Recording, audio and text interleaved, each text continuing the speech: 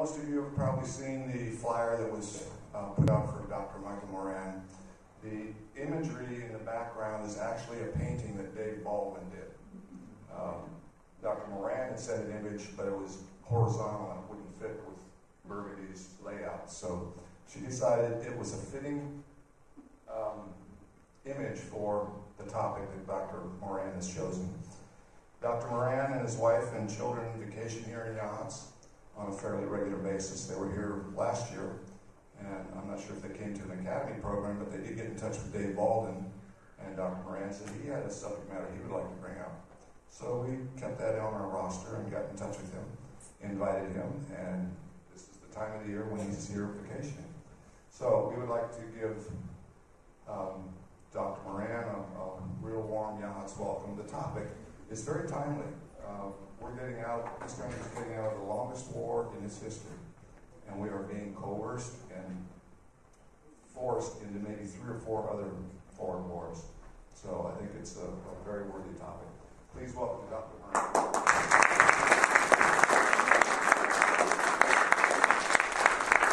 Thank you, Don. It's a real pleasure to be here. My wife and I have come here. This is our 3rd year in a row, and we love it. And we're really torn about telling people about Yachats. We're not sure we want the word to get out, but apparently it has anyway. I want to thank Don and thank Dave Baldwin. And I've been working on this paper about 7 or 8 years, really. So I really want to thank my wife too for her tolerance and the many lost weekends that have gone into this. But we talked with Dave Baldwin on a baseball diamond last year, and it looked like a good idea, and so we're very glad it worked out. I'm a psychoanalyst. I was in academic medicine for a long time, but I see patients in private practice now. And I'm not an anthropologist or a military historian, but psychoanalysis is a domain of science that's very interested in human nature. And I'm going to tell you a little bit about analysis. But during the Afghani and Iraq wars 7 or 8 years ago, I got very interested in what psychoanalysis might have to say about the origins of war in our species. It's a clinical discipline, and it was founded by Sigmund Freud in the early 1900s. He studied severely ill people and treated them, especially people with psychosomatic symptoms. It uses the couch. It's a form of treatment that uses the couch. Patients lie down, and the analyst sits behind them. And he asked patients to give their free associations. Whatever came to mind, don't censor what you have to say. And that was a route the aim was to try to get at what's unconscious for the patient. That is, that set of unspoken assumptions and dreams and wishes of which we're not consciously aware. But often an outsider listening can pick up ideas from the unconscious.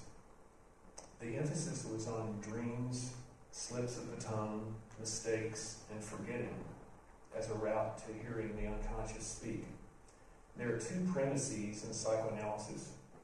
One is that we are divided beings, that is, we have a conscious and an unconscious dimension of our brain. And second, that all current experience is based in early bodily based experience in childhood. So an outside observer may be able to help us become aware of what's unconscious. And I want to give you an example. The most common example that we're all aware of is the Freudian slip. And it's often the source of many jokes, and a number of them are about psychoanalysts themselves. But to give you an idea of the intuitive importance of the unconscious, and I'm going to use an everyday situation. You're at a friend's cocktail party.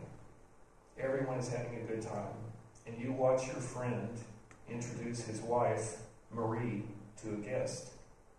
He says, "Glad to have you here. I'd like you to meet my wife, Janet. Marie." And this is what would probably happen at that party.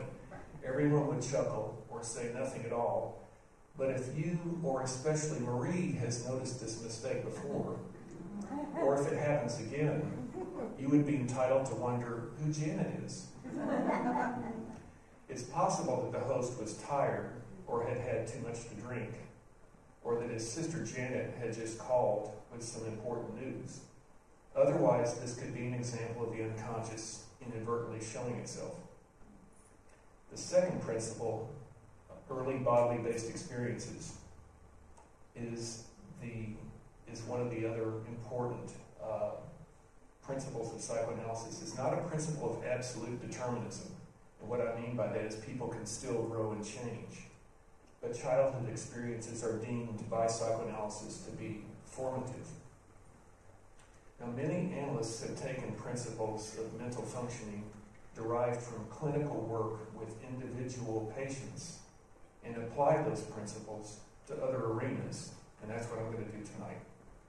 There's a problem in doing these kinds of things, in that principles in one domain do not always fit so well within another.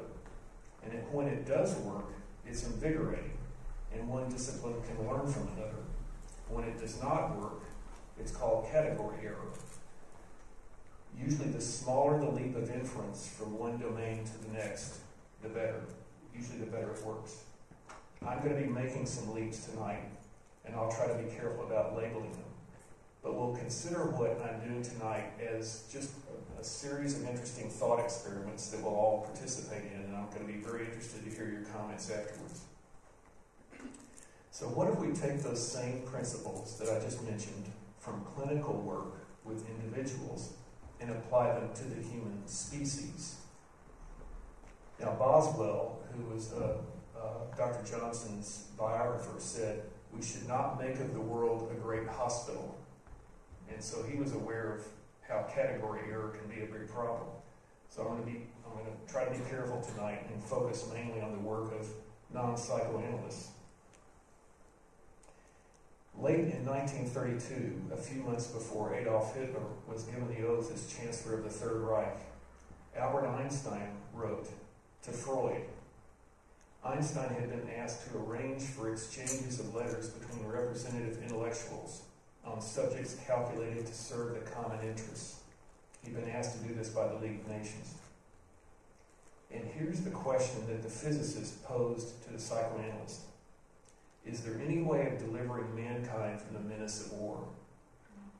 It represents what I'm going to describe of Freud's response to him is a concise display of Freud's many different musings on the interrelationships between war, the unconscious, aggression, and civilization. Europe's ominous trajectory at the time imbues their correspondence with a great deal of irony, because we're reading it knowing what the outcome is. They didn't.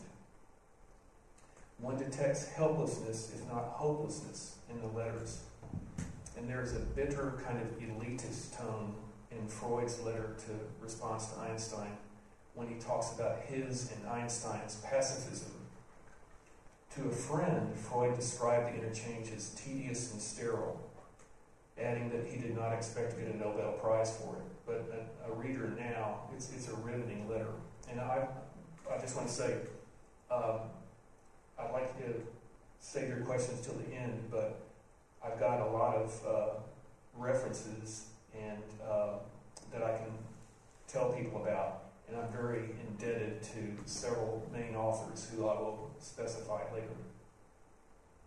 It seems inescapable in any case, even though Freud didn't know what imminently was going to happen, that he knew he was answering more than just a philosophical question. Einstein felt at a place examining man's nature, which he called a dark place of human will. But even so, he said that he felt mankind has within him a lust for hatred and discussion and destruction. Maybe discussion too. Freud largely agrees with Einstein's statement, and then he describes in a lengthy passage mankind's craving for power, a lust for hatred and destruction, but he also emphasizes utilitarian purpose to violence. He said that violence settled conflicts of interest between men, and adds that this is a principle true of the whole animal kingdom, from which men have no business to exclude themselves. So he's saying two things. One is that violence is purposeful, but he's also saying it's the venting of a primary drive. For Freud, there were two drives, and everything that came from the human mind, dreams, wishes, behavior, was either a direct expression of those two drives, sex and aggression, or it was a derivative of them. It was a metaphorical expression of the two. So that's another principle Freud is working with. So he said one side or the other in a conflict is compelled to abandon, as a result of the violence, his claim or objection by the damage inflicted on him and by the crippling of his strength. That purpose was most completely achieved if the victor's violence eliminated his opponent completely, that is to say, killed him. This had two advantages. He could not renew his opposition, and his fate deterred others from following the same example. Thus, the immediate mechanism of fear forced an opponent away by frightening or injuring him or eliminating him by killing him. In addition to this, so Freud makes this a parenthetical thought, in spite of his being a proponent of two drives, sex and aggression being formative for all human behavior. In addition to this, killing an enemy satisfied an instinctual inclination. Now, in an earlier paper, immediately after the outbreak of World War I, Freud had written about the violence there, this is after World War I began, and ascribed it to a regression in psychological function, of going backward in psychological function, comparable to what he believed was normative for prehistoric man. Listen to his description of that prehistoric life in Thoughts for the Times on War and Death. Primeval man had no objection to someone else's death. It meant the annihilation of someone he had hated. And he had no scruples about bringing it about. He was no doubt a very passionate creature, and more cruel and more malignant than other animals. He liked to kill, and killed as a matter of course. So he's separating out human beings from the rest of the animal kingdom. Other animals, he said, restrain themselves from killing their own kind, something like a natural code of ethics, but not Homo sapiens. Now, such savagery and deviant savagery, if you accept that other animals do not kill their own kind, was unscrupulous, malignant, and casual. This is perhaps what Samuel Taylor Coleridge would call motiveless malignity when he was writing an essay about Iago, the main antagonist in Shakespeare's play Othello. And here are Othello and Iago pictured. Iago's reasons for attacking Othello seemed what we would now call unconscious, interior, unfathomable. He destroyed because he liked to destroy. As I said, it's about as close as we can come to simple drive satisfaction. And most psychoanalytic authors have ended up in this vicinity when seeking war's origin for our species. In other words, have just said mankind is eccentrically, deviantly savage. Now, this view of primitive man is similar to that of 16th, 17th century English philosopher Thomas Hobbes, who famously painted prehistoric mankind's life as solitary, poor, nasty, brutish, and short. The state, or the Leviathan, which was the name of his book, was in place to impose relative peace. Hearing what Freud had to say, you wouldn't know that a contradicting reaction to Hobbes, remember Hobbes is late 16th, early 17th century, the contradicting opinion to Hobbes, which came about 100 years later, dominated the social and natural sciences for almost 300 years. That reactive voice, the voice reactive to Hobbes, was most sharply put forward by Jean-Jacques Rousseau. Rousseau asserted that Aboriginal man lived in harmony with nature. Of warfare, he said individuals have no motives for hating each other. Violence is limited to the clash of armies. Rather than protect human beings, he thought the state, along with agriculture and private property, corrupted rather than protected mankind and brought about his misery. Thus, man was not originally a killer. Certain ingredients of modernism made him one. So regarding man's nature, and thus about the origins of war, you had this odd coexistence of parallel beliefs for about 50 years in the earliest part of our last century. Longer than that, but just in terms of what I'm going to talk about next. Freud declares that war is a familial illness, and most psychoanalytic writers thereafter took their cue from him. In this view, war was an illness of mankind which led to behavior unlike that of any other animal, somewhat like what Hobbes said. Not exactly, but somewhat. And yet, virtually all research done during Freud's time by anthropologists had been influenced not by psychoanalysis, but by social philosophy, heavily slanted toward a view consistent with that of Rousseau. And I'm making generalizations here. I'm really driving toward a point, but in general, that was the emphasis in the social sciences. There were exceptions. Mankind's nature was pacific. If evidence of war was found by investigators, they often didn't understand it because of that.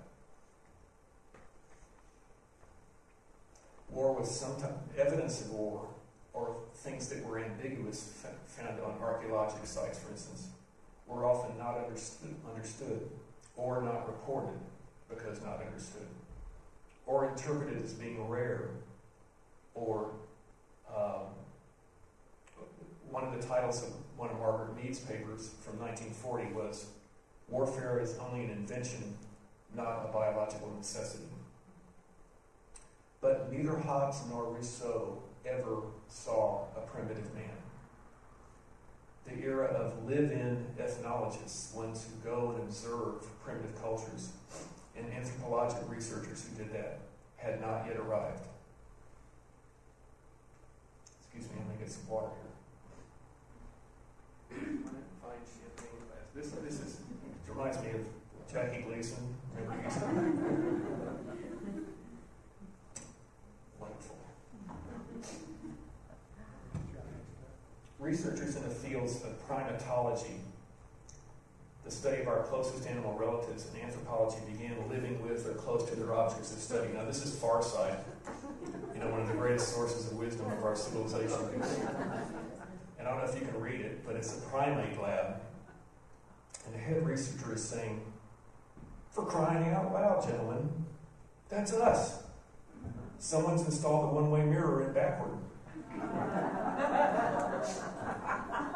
And that's going to be the rest of the talk, in a way. It's not where I got the idea, really. But that we're primates, we're animals. So researchers in this field and in anthropology began living with or close to their objects of study for the first time in the late 40s, attempting to immerse themselves in the lives of others and thereby understand them better. These fields were shaped not simply by the advent of new technology, although that did help, but most importantly by evolutionary theory. Natural selection had established itself as the reigning scientific view of manifestations of origins of life on the planet. And you probably recognize this woman. This is Jane Goodall, who was one of the first people to do that. She began looking at and living with chimpanzees in the 1960s in Gombe National Forest in Tanzania. I'm going to quote at length William Durham, who has a fabulous article on the origins of violence. And it's very creative because he uses evolutionary theory in a way almost nobody else that I've read does. But I'm going to quote him at length regarding evolutionary theory, which I just introduced. "Perhaps the most single important discovery of ecology and evolutionary biology is that the genetic traits of an organism usually have adaptive significance for the individual in its environment.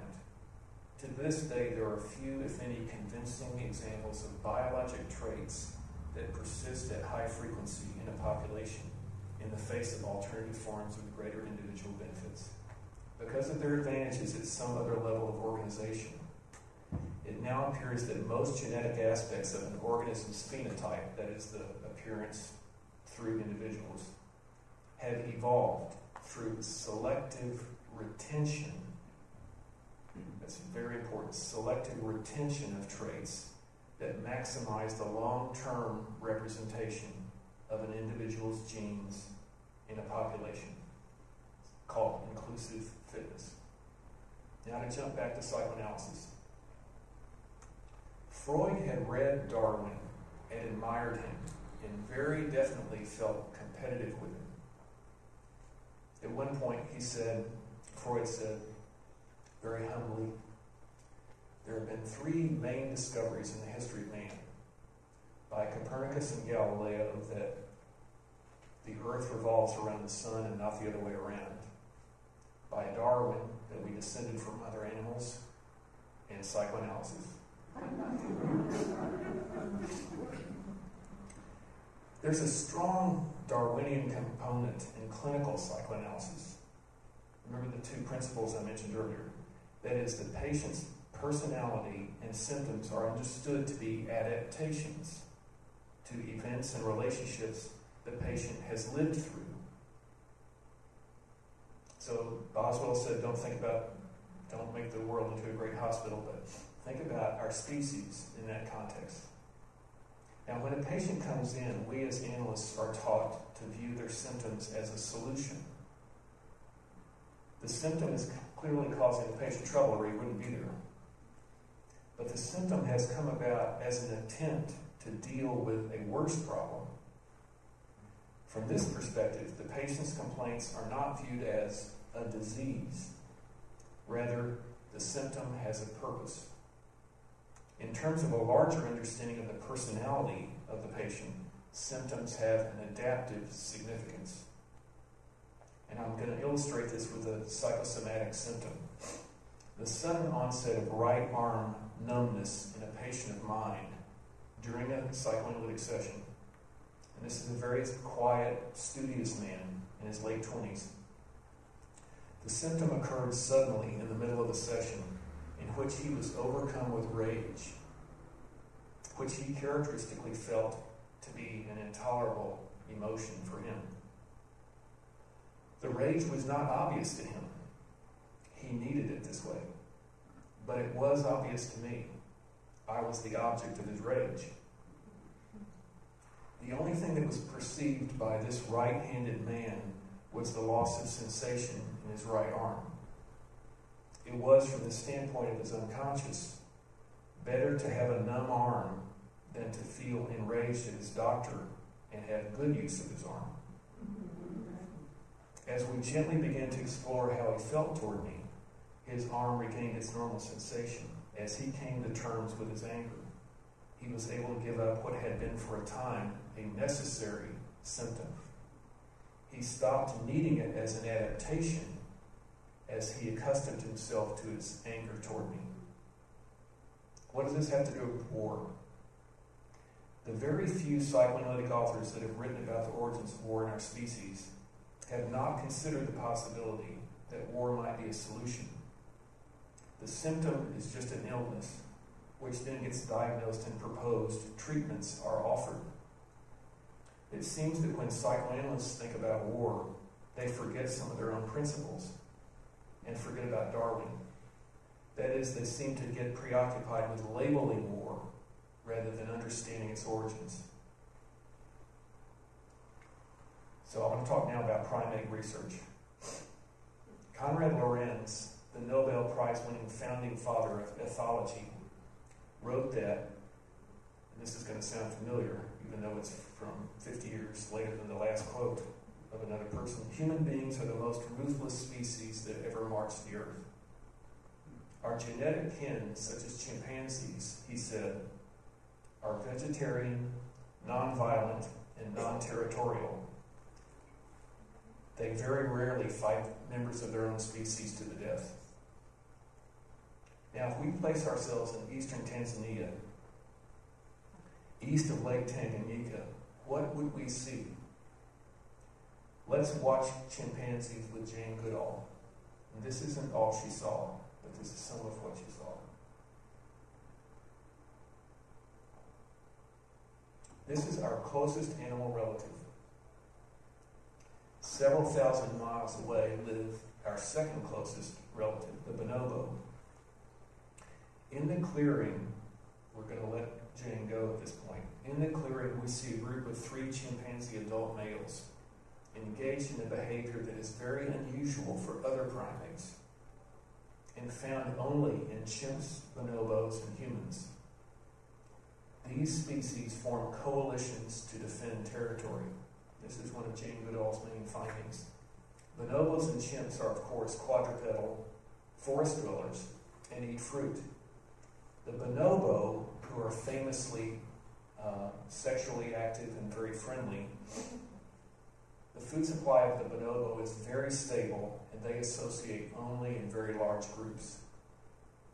Human hunter-gatherers, by contrast, during the state of human nature that existed for over 99.5% of our existence on the planet, relocated frequently, moved about in very small and very large and very small groups, and very dynamic group size that changed a lot. This was because they needed to do so to find the high-quality food that their evolved guts and brains were demanding. But the 3 species, bonobos, humans, and chimps, share one other trait, the tendency of males to band together and defend territory. This is what these male chimpanzees are doing that we're watching. The chimpanzees are now on the edge of their own border, an area rich in fruit, suddenly rich in fruit, and suddenly rich in the prey of the red colobus monkey. And it's because it's a border zone, rarely patrolled. They seem to know they're in potential danger because all of a sudden they stop and move and stop and move. They call out, and by chance they hear return calls from a rival group of 2 chimpanzees. When one of this rival group appears 100 yards away, the group we're closest to freezes and then begins racing and shouting and barking. The other group follows suit, and soon they're in close proximity to each other. The rival group is composed of 2, and it's hard to tell what's going on in the melee of noise and chaotic movement. They race past each other, sometimes almost touching, body hair fully erect, constantly gauging who's close to them. Is it a friend or an ally? After 45 minutes, the screaming and charging stop, and no one's been hurt. The small group begins a retreat from the border. They're giving up territory. The first group crosses more deeply into the rival's territory. Soon they come upon an isolated male. He's quickly forced to the ground against a rock wall and rapidly surrounded. 2 pin him to the ground immediately, while the other 2 tear at his chest with their fingers and teeth, beat him and bruise him severely, bite his windpipe and genitals. He breaks free, but will die within 2 days of blood loss. This is the script for a fairly typical encounter between chimpanzee groups. They are never friendly. In fact, the cumulative 145 observer years in Gombe National Forest, Goodall's group has calculated a death rate of almost 140 to as high as 350 per 100,000 from these kinds of encounters. This is a rate strikingly close to that of subsistence hunter-gatherers, human societies, during most of our existence, which average around 145 per 100,000.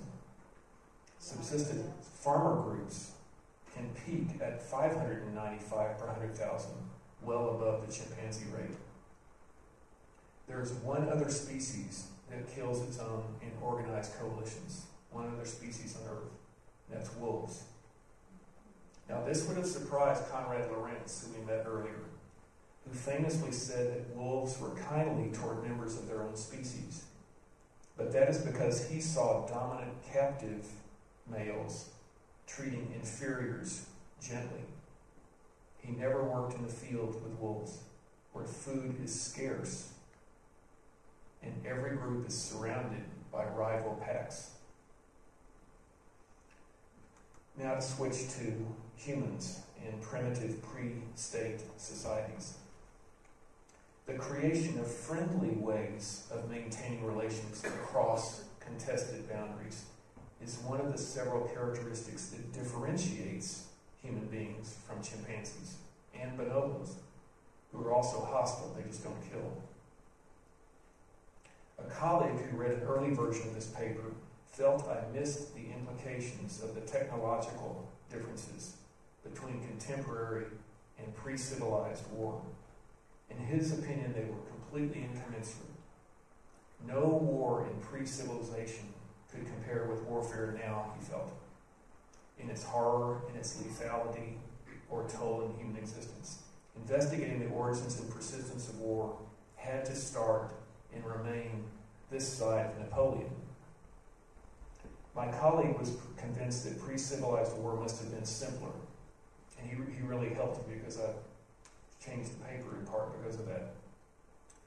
But pre-civilized war, he thought, must have been simpler, less destructive, even perhaps, as Konrad Lorenz thought, of much of animal hostility, ritualized into signaling and demonstrations.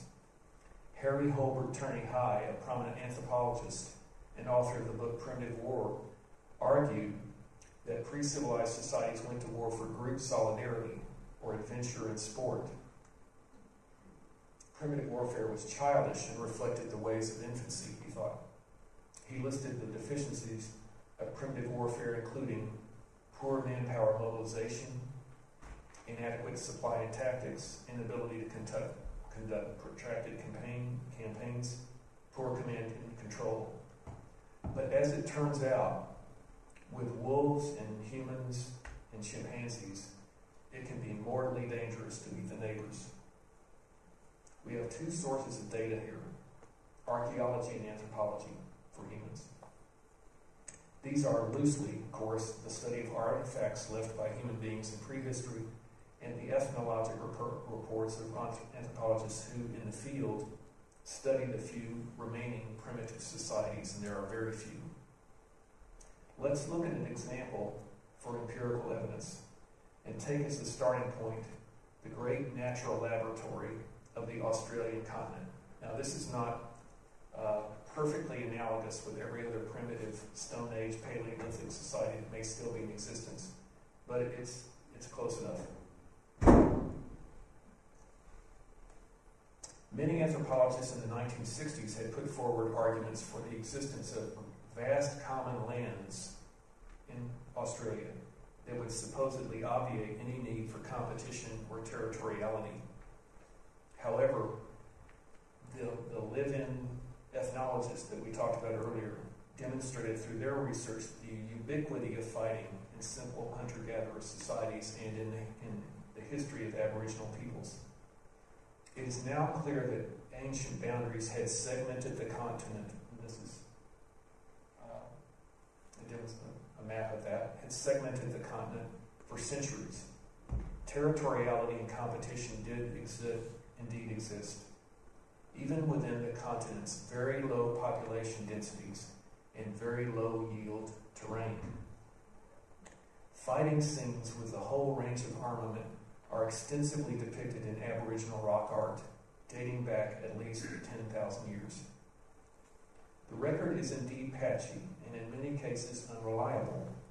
Weapons that date from the Pleistocene age, and this is a genetic who is from that time, that's 2 million to 10,000 years ago. The weapons that have persisted to be found may have had dual uses, making their role as weapons unclear. Articles such as leather body armor or wooden shields would not preserve at all. And yet, unambiguous evidence exists of prehistoric, interest-specific violence. The earliest documented human victim of murder is a man found with a stab wound in the chest from a right-handed opponent. He has been identified as Neanderthal. That's 350 to 15,000 years ago. In Sandalja, in the former Yugoslavia, a burial pit has been found containing 29 people from the Upper Paleolithic period. That would be somewhere between 15 and 350,000 years ago again. Their skulls smashed. In the former Czechoslovakia and in Egypt, workers have found victims of multiple stone projectile injuries and other forms of violence in cemeteries identified as Paleolithic. These cultures have been involved in fighting not only with their agricultural and pastoral neighbors, but also among themselves, even before contact with non-hunter-gatherers. Recent homicide rates were estimated to be higher than in the modern United States. How is that possible? It's because of the nature of primitive warfare, which resembles what we would now call guerrilla warfare. Some of the features that drive the casualties are the following. Prisoners are rarely taken.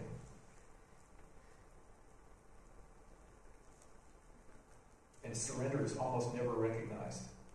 Adult men who fall into the hands of their enemies are usually killed immediately. The Maya Inga tribesmen of Highland New Guinea provide a typical example. When a Maya Inga warrior was seriously wounded by an arrow or javelin, his adversaries would charge forward to chop him literally to pieces with their axes. Surrender was not a plausible idea for adult tribesmen because survival after capture was unheard of. This approach is so widespread, it's not confined to any continent or any society. It's widespread among all hunter-gatherer societies, or the vast majority of them.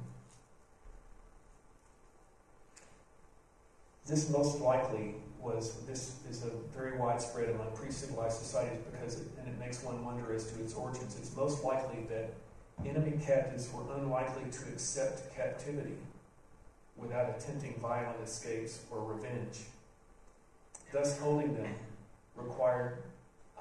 captive required levels of vigilance and upkeep that most tribal societies were unable to provide or unwilling to provide. A few societies took captives only to sacrifice them to their gods or torture them later. The Iroquois of the Northeast typically subjected their prisoners to preliminary torture on the return journey of the war party. And again, this is not, obviously, the kinds of things I'm describing here are not exclusive to prehistoric societies. They're quite prevalent currently. And I'm just specifying this because a lot of us, including myself, came into this research thinking that there was, that the noble savage was the picture of early primitive life. And I thought, as Conrad Lorenz said, that war was mostly, I was taught that in medical school, that war was mostly stylized and ritualistic among early societies. The prisoners of the Iroquois were then made to run the gauntlet, where more died due to beatings. If any survived, they were given to the families who had recently lost men in warfare. And I'm going to come back to that concept a little bit later. What do we do with loss? How do we handle loss? There with these families, they were further tortured to death over several days. The dead body was then often carved up and eaten. In other words, the reason the lethality count for primitive war is even greater than the last 20th century is that war was total war with all of these societies. The entire population was involved. All the men were warriors, and women and children were critically exposed. Warriors rarely killed captured women, especially if they were of reproductive age. The loss of men in battle hardly affects a group's capacity to survive from a genetic perspective, but the loss or gain of fertile women can mean the difference between population decline and growth. This makes protein in women, in addition to territory, and if you think about territory, it can just be a proxy for those two, but it makes those two the motivating targets for primitive war. That doesn't necessarily mean it's conscious. That doesn't necessarily mean that warriors go to war saying, we've got to have territory, women, and protein. But from the standpoint of evolution, that appears to drive it. The cumulative effects of this kind of warfare that we're talking about can decimate a tribe. At the beginning of the 19th century, combat deaths had wiped out 50% of the Blackfoot tribe of the Northern Plains. The violence disappeared after intertribal warfare ended later in the century. Genocide can occur among tribal groups, with complete annihilation of a tribe, especially with the techniques of a surprise attack.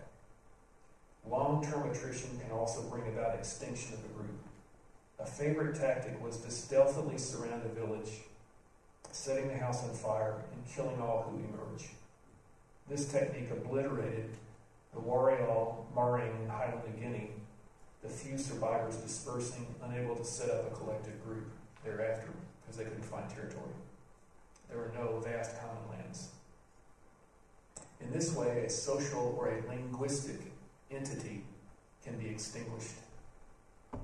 The 100 million deaths of all war-related causes from 1900 to 2000 may seem like a price that we pay now for the existence of nation-states. Yet, proportionally, if we were still organized as tribal societies, proportionately, if we continued forward the same death rate, that number, instead of 100 million, would be 2 billion. Of particular relevance regarding the attempt to trace the origins of war in our species is that our human ancestors and the existing primitive societies that we can still study share one important trait. We fight exactly the same way. We use coalitions and preemptive strikes, which are triggered by asymmetry of group size, just like the chimpanzees. The primate researcher Richard Wrangham told me that warfare is not an event or a series of events. For chimps and early man, it is a relationship. Just as with wolves and chimpanzees, humans too have evolved war zones. If we look at North America, if you were on Lewis and Clark's expedition, when you got to the upper Missouri Valley and you came to a 500 by 200 square kilometer arena in the upper Missouri Valley, where buffalo herds stretched to the horizon in all directions, you were in a war zone. And just as with the chimpanzees and the red colobus monkeys and all the fruit being in exuberant supply, this is why the bison were in such exuberant supply in that area. It was a line of contact between territories held by Nez Perce, Crow, and Shoshone tribes. At the border, game thrived because the Native American peoples rarely went into this dangerous ground. Wildlife similarly flourished in the other demilitarized zone that we're all aware of, which is between North and South Korea, and in chimpanzee war zones. And similarly, with the only other species that organizes in coalitions and kills its own kind, wolves, the white-tailed deer in the border zones between wolf territories flourish. Food competition happens in any species that has territorial behavior. Bonobos and monkeys too, but they don't kill. What's different about chimps and humans and wolves? There are significant imbalances of group size in these three species due to the feeding patterns and social patterns and diet of these three species. That means the imbalance of power makes killing cheap. And important as the chimpanzee-wolf asymmetry is, it is even more critical when we think about human beings. who have an additional skill and vulnerability first strike. With other species, it is hard to get close without being noticed. Their senses are much better than ours, for one thing. And it's very difficult to finish off a conspecific, a member of your own species, in one stroke. Their weapons are always on them, if you think about it. They're always armed. In contrast, humans are massively vulnerable if they are caught unawares. Thus, humans are able to kill adult conspecifics by surprise, whether it be by throwing a spear, flaming a hut, or flying an airplane into a building. This brings us to tools and weapons.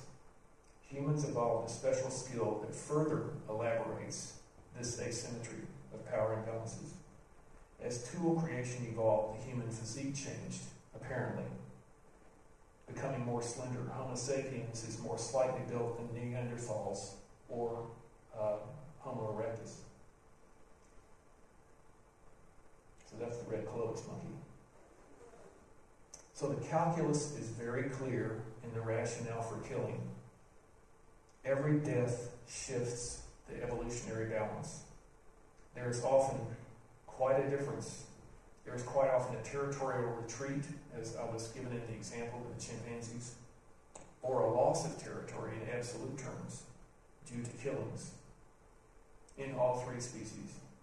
If not immediately, then eventually, because the losing group has, as a result, less food, which means lower weight of the inhabitants, less frequent reproductive cycles, and ultimately fewer babies.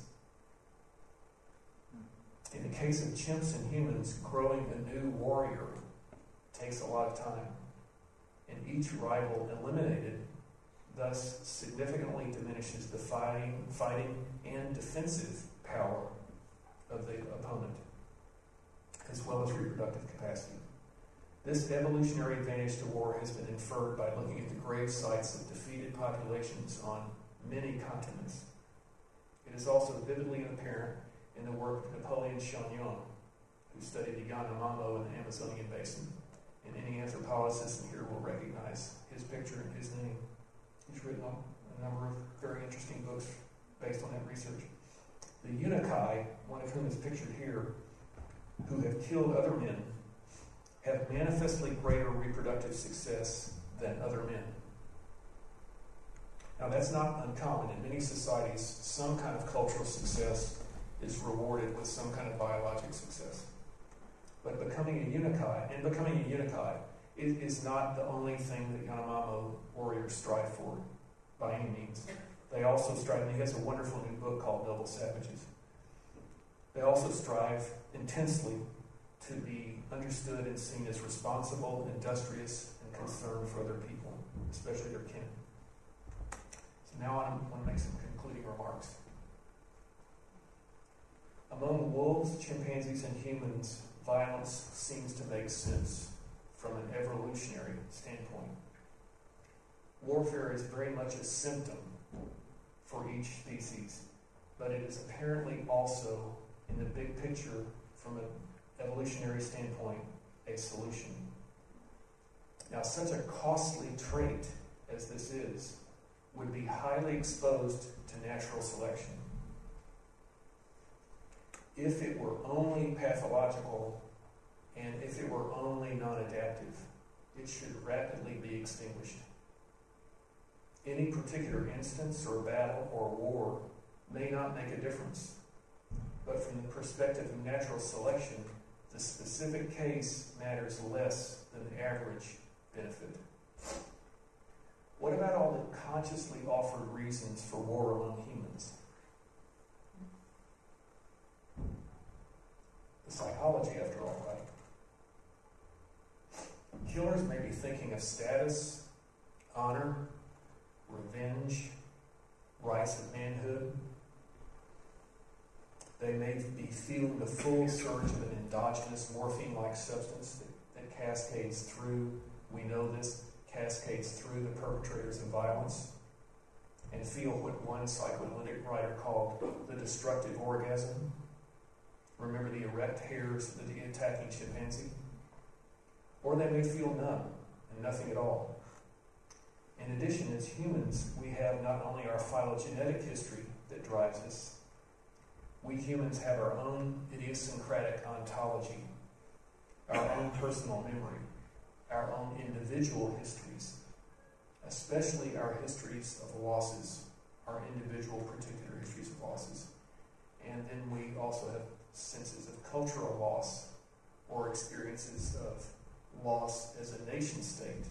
And politicians drive us toward collective identities, sometimes for their own personal, sometimes their own paranoid reasons. And think about what Hitler did after World War I. In that regard, how he focused on the losses for the nation as a way to galvanize people. So think about that notion of our own person. We as individuals have our own histories of personal loss. And those feelings can be strong enough to evoke a compelling feeling of a need for revenge. And what is revenge but a magical drive toward making the past unhappen? Revenge, obviously, is a major cause of wars, consciously offered cause of wars among primitive societies and contemporary societies. Now, these rationales are fascinating and very important, for example, in the negotiations of contending parties. The conscious reasons indeed do dovetail often with what might be called collective unconscious motivation. And that's going to be another paper for me, as Jung talked about a collective unconscious, as a lot of people know. But does it even exist? Hobbes said men go to war for competition, diffidence, and glory. And through our wanderings here tonight, we've talked about competition. We've talked about all three of these. The urgency, especially of food competition for our species and for wolves and for chimps, is very clear. Diffidence in Hobbes' time meant fear. And the induction of fear and the status of glory, both of which we've talked about, converge to produce intimidation, which functions in this context as deterrence. Remember the reactions of the hunter-gatherers and the chimpanzees to displays of terror. The other side lost territory. Now, the reasons offered are often conscious rationalizations from the standpoint of this paper, anyway, from the standpoint of evolution. The conscious rationalizations are derivatives of more important unconscious motivations. A logic that is forged not by any conscious mind, but a logic forged by evolutionary forces, not by any person's particular thinking. The conscious reasoning means nothing to natural selection.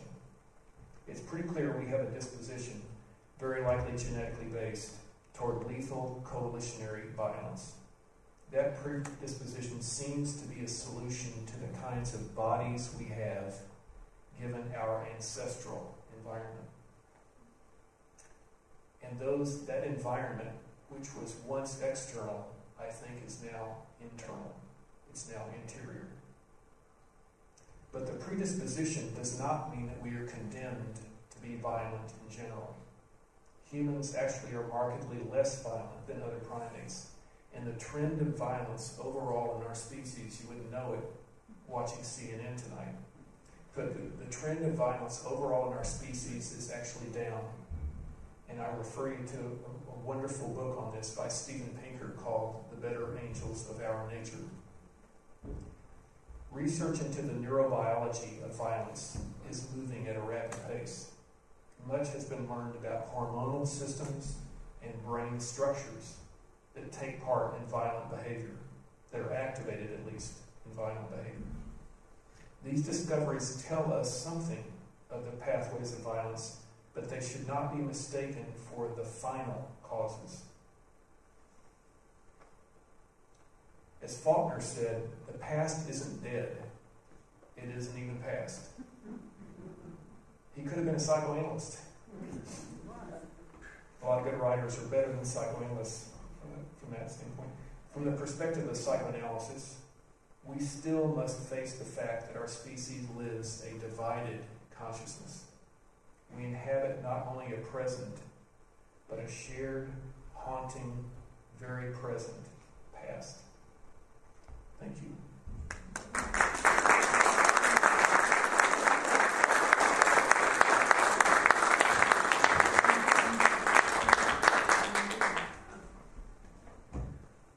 I'd love to hear what your thoughts are, and I'll try to answer the questions. See what we do, but I'd love to hear your thoughts. Sir? So I hear you saying that, especially historically, that groups use violent conflict to compete. But looking to the future, maybe the next 100 years, as a psychoanalyst, do you feel that the idea of the group is breaking down or shifting, since we've got boundaries of countries and such that are getting more fluid as we communicate more and all of that? Is it going to change what group we're in? Say again, is what going to change as we go forward? What group we're in. What group we're in? You need the groups to conflict, whether it's the two different religions or the different countries or different regions. But so many of us are talking every day with people all over the world. It's a fascinating question, and I have no idea how to answer that. But it's really fascinating, and especially if you look at what people like Pinker, who have studied the exact thing that you're talking about, and I think you'd love the book, think is the source of why violence has trended downward. And that is that with the growth of the nation state, especially democracies, but any nation state, there's a usurpation of violence to the part of the state rather than to the part of the people.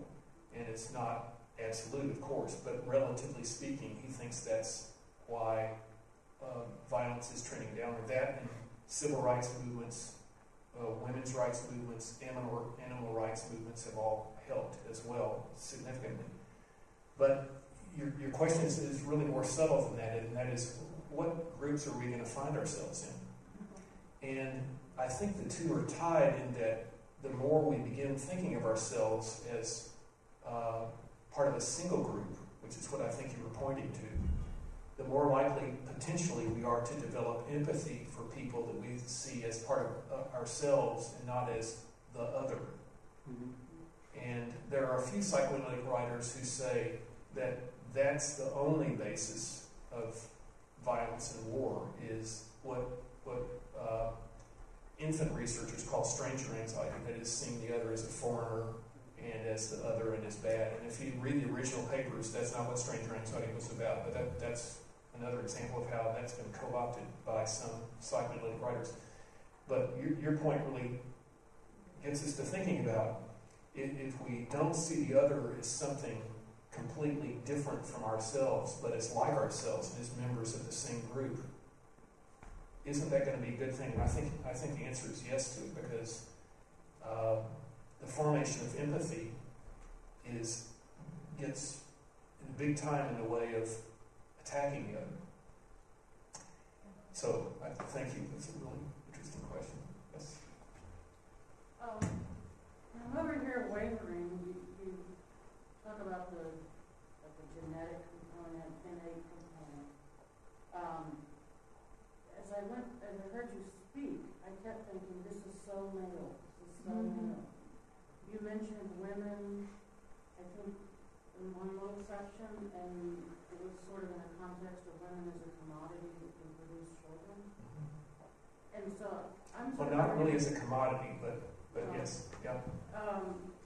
It almost sounds like to me that your theory is really about the Y chromosome, especially when you were just talking about empathy, because women are stereotypically good at empathy, and women more on love life than governing these days.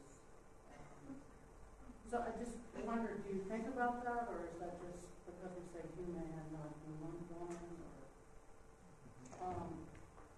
So, I'm sorry, can you say well, your question it that way? just seems like all of your examples, You talked about males, you didn't really talk about females, except one little segment where you talked about reproduction. So, is war this fact that this, whatever thing it is in us that's inclined towards war, is it the same as men and women? Probably not. Is war the same for men and women? Probably not. And it's not in the three species that I mentioned that we are the closest to another in the animal kingdom. It's really different. You're right. It's quite. So would you say most of what you're saying? I'm not saying what you're saying is not true, but it just seems like what you're saying really applies to males in the species. I'd say that's right.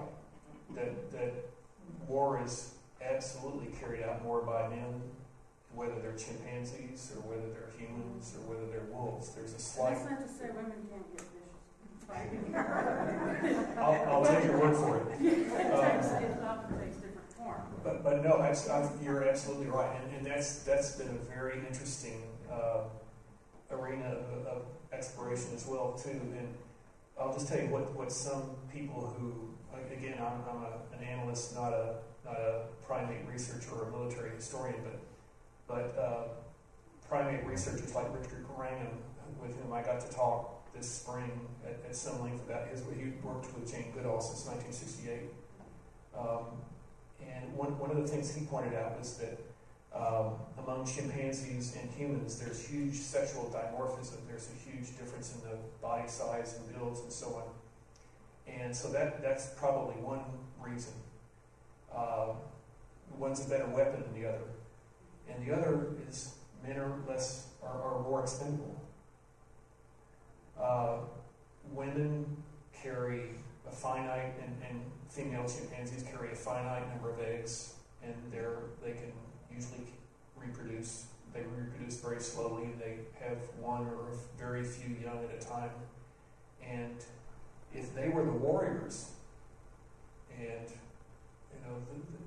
they were exposed in the way that male warriors are, those species wouldn't last because there would be tremendous natural selection pressure to find the best warrior within a species. And the third thing is mobility. It's tied to the second point, which is that if you're a primate, if you're a human especially, and it's also true of chimpanzees, where all babies are born premature, if you think about it. We're not like a deer that can be born and take off running within minutes. Take years to nourish. And we're born with these big heads, and that has shaped a lot of things as well, but it made us have to be born prematurely. So what do the females have to do? The women have to stay with the children, and they wouldn't be very good on a first strike attack. So I'm speaking very concretely, obviously, but I'm trying to think the way, and this is an anthropomorphization, it's not really maybe the way to characterize it, but how would natural selection think? If you want a species to survive, you want it to, but it's a really good point, and it's, different people take it different directions, obviously, but you're absolutely right. It's right on. Sir?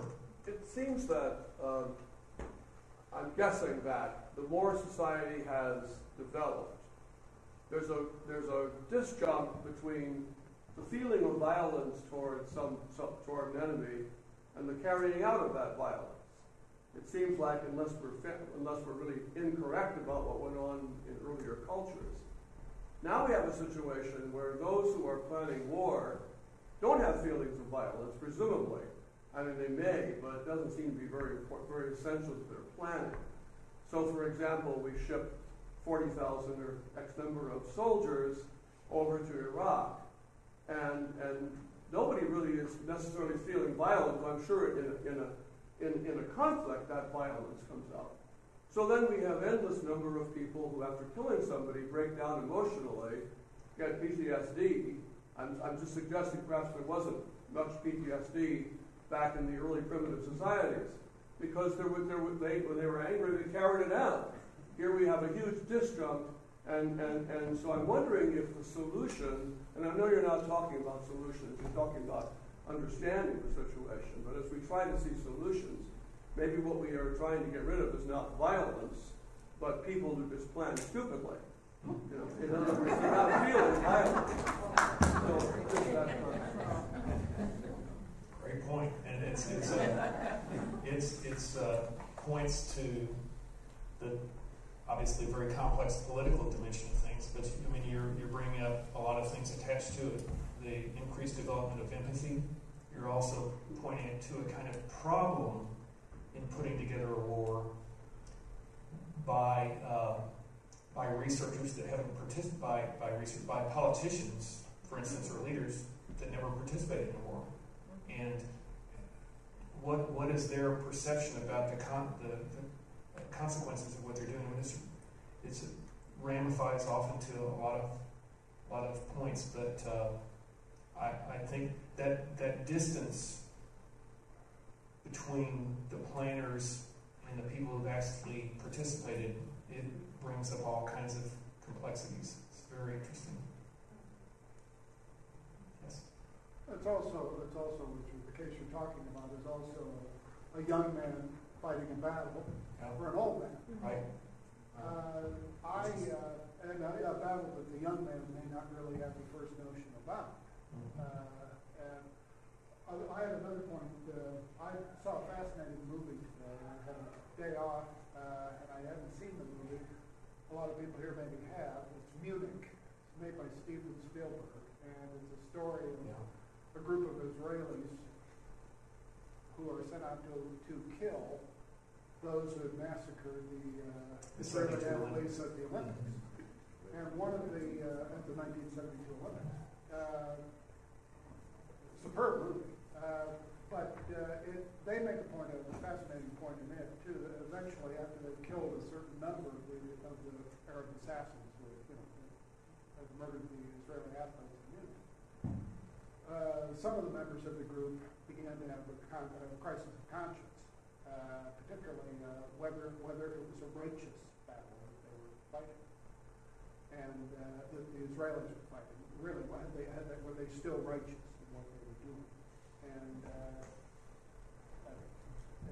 it struck a note with me.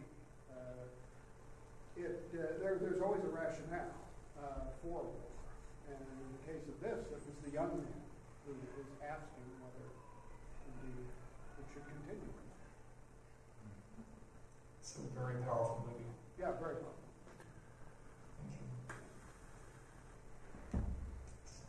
I wonder about the balance of the predisposition for collaboration, cooperation, which we also have. And exactly. To get back to your point, whether that's in some ways that's the survival, right? Exactly. If you didn't have that, it wouldn't survive. And on top of that, all the work that has to happen in this contemporary society, last 100, 200 years, to get men to shoot, to actually kill. We know in a lot of battles, people would shoot, but they would purposely miss. So the kind of psychological training that goes into getting someone to be able to kill another human being seems to be pretty intense, which would suggest perhaps a predisposition not to do it. So in that balance of, what the cultural pressures are,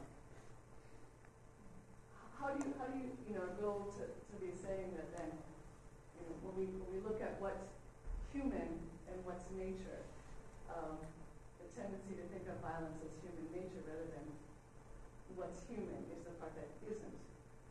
Did everybody hear the question? It's a really good question. Everybody hear it? She's asking, in a sense, why did I focus so much on human nature as having a predisposition toward violence when it seems, for instance, that it takes so much work to get a soldier to pull the trigger. There's so much inhibition about it.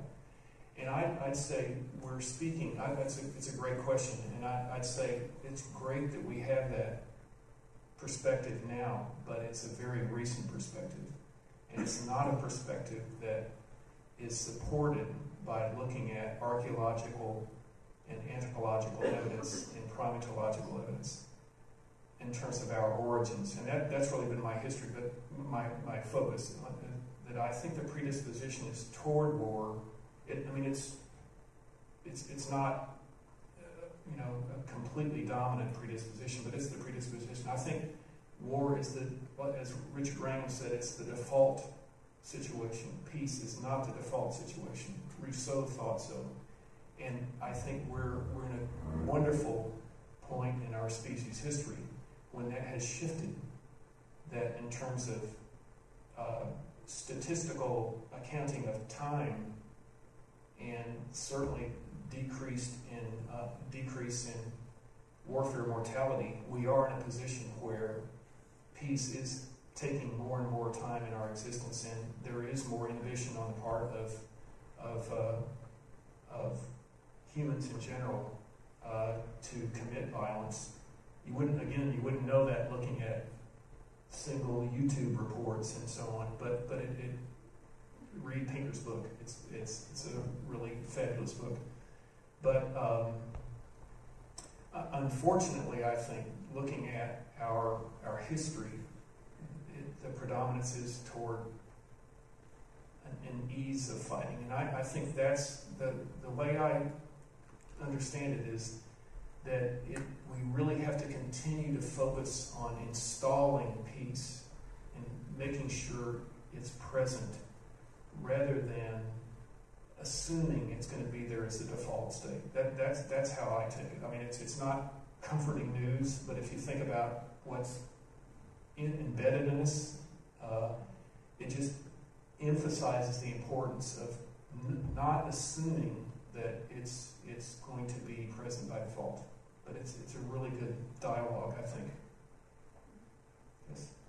I'm wondering, going back to this point about war being older men using younger men to fight one another for a purpose, if there's not an inhibition now, potentially with the use of impersonal devices such as drones, it's not necessarily young men who are going to be killed en masse, it's targeted individuals who may be leaders, who may be the royalty, who, if I'm thinking about this properly, have in a way exterminated younger men, therefore held women for themselves and reproduced themselves.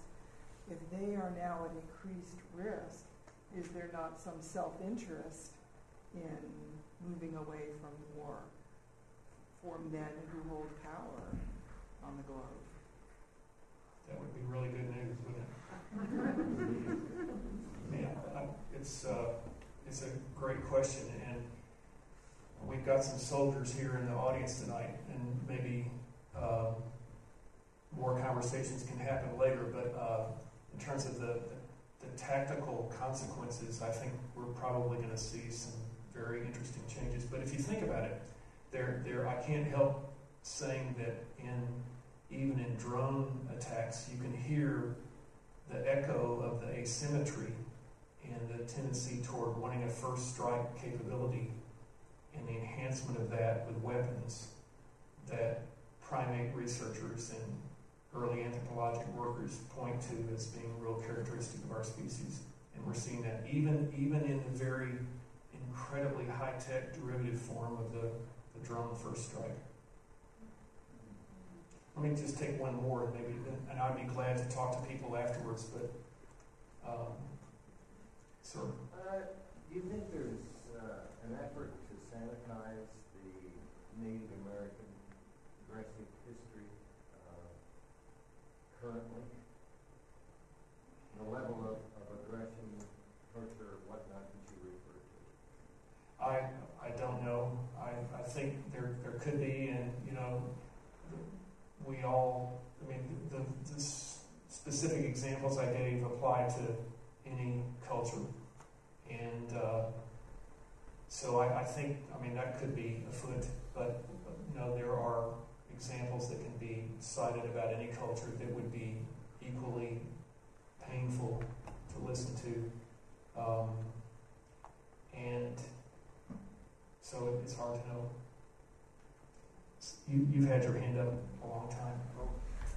Well, so if a patient comes to you with a set of symptoms or behaviors that are adaptive but counterproductive in some way. Mm-hmm. And you work with them to help ameliorate that situation so they can still get that adaptive piece of something and yet don't have to pay the That's very cost. true. That's right. So, in a similar, I mean, is there an analogy here where a species comes to you with a set of I can hear Boswell talking to me.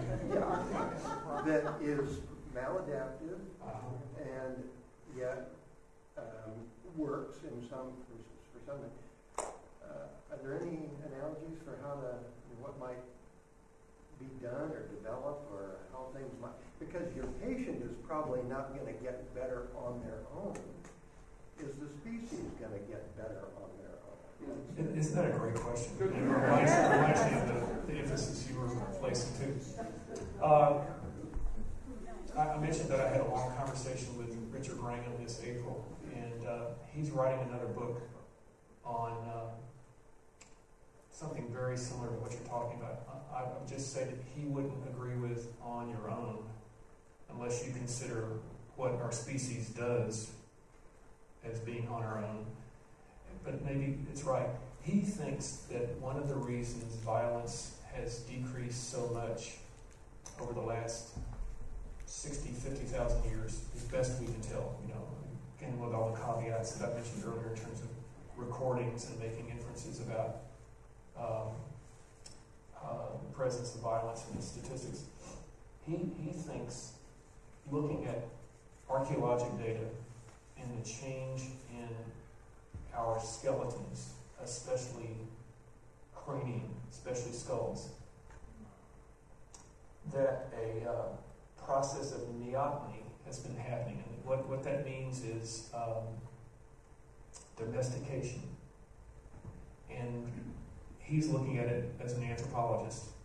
And the social scientists and the politicians will look at it from the standpoint of what's been placed socially and politically in our midst, which is the arising of the nation state with relative peace within the nation state, a relative decrease in violence, in aggregate violence. But he thinks that it's, if you look at ethnologic reports, and I think we'll just have to read his book, but he thinks that it was very common in Stone Age societies for a bad guy to be identified, or bad guys, it usually is guys, and a small committee with, you know where I'm heading with this, decides that they've had enough. He's been messing with their wives, or he's been stealing livestock or food and causing trouble, and they decide they'll eliminate him. And they do. And I said to Richard, you're describing a mafia hit. He said, it's very like that. Describing what? A mafia hit. Oh, mafia. And this is 60,000 years ago, though. But he thinks that you can see changes in our skeletal structure and in our death rate that are attributable in part not only to these political changes that have happened, but to a picking off of bad actors within the species. Now, that isn't exactly where you were headed, I don't think, in terms of what can we do. And is there, I think you were saying, is there a way that instinctual expression of aggression can be channeled in some way other than homicide? I think that's where you were going in terms of treating the patient and helping something of one's nature be expressed in some way other than murder. But I think society and the lessening of a group identity, as was pointed to the man who asked the first question, and trying to cultivate empathy for the other are probably our way out of this. So I'm glad to keep answering questions, but I'm just trying to be aware of what people need to do, and I don't know what our conventional.